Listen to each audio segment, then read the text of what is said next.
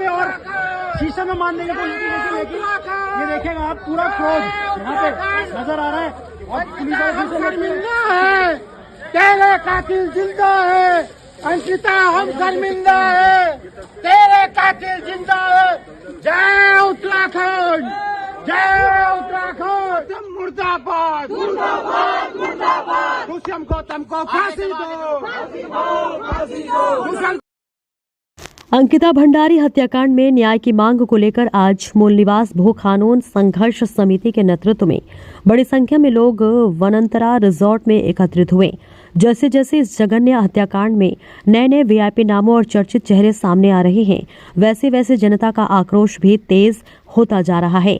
आक्रोश को देखते हुए प्रशासन द्वारा वनंतरा क्षेत्र में भारी पुलिस बल की तैनाती की गई थी। कार्यक्रम के दौरान आक्रोशित भीड़ और पुलिस बल के बीच वनंतरा रिजॉर्ट की ओर जाने को लेकर जद्दोजहद की स्थिति बनी। इसी दौरान मूल निवास भू कानून संघर्ष समिति के संयोजक लुशोन टोड्रिया पुलिस बल से उलझते हुए नजर आए और उन्होंने स्पष्ट कहा कि जब तक अंकिता को पूर्ण न्याय नहीं मिलेगा तब तक जनता का यह आंदोलन जारी रहेगा। मूल निवास भू कानून संघर्ष समिति के संयोजक लुशोन टोड्रिया ने कहा कि अंकिता भंडारी की हत्या कोई साधारण अपराध नहीं, बल्कि सत्ता संरक्षण में पनपे अपराध तंत्र का परिणाम है। जब तक वीआईपी चेहरों सहित सभी संलिप्त लोगों को सार्वजनिक रूप से कटघरे में लाकर कठोरतम सजा नहीं दी जाती, तब तक यह आंदोलन रुकने वाला नहीं है। पुलिस की बैरिकेडिंग, दबाव और दमन से जनता की आवाज को दबाया नहीं जा सकता। अब उत्तराखंड की जनता ने ठान लिया है कि दोषियों को फांसी तक पहुंचाकर ही दब लिया जाएगा। सभा के दौरान संस्थापक संयोजक मोहित डिमरी ने कहा कि अंकिता भंडारी को न्याय दिलाने के लिए संघर्ष अब निर्णायक चरण में है।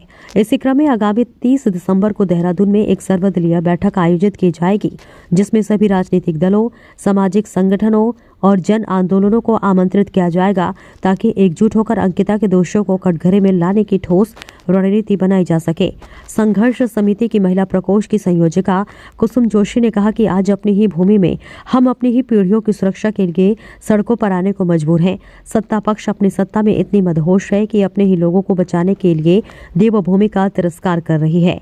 मूल निवास भू कानून संघर्ष समिति के प्रवक्ता हिमांशु रावत ने कहा कि भाजपा सरकार शुरू से ही वीआईपी को बचाने का प्रयास कर रही है, परंतु अंकिता दैवीय रूप में आकर बीजेपी को बेनकाब कर रही है।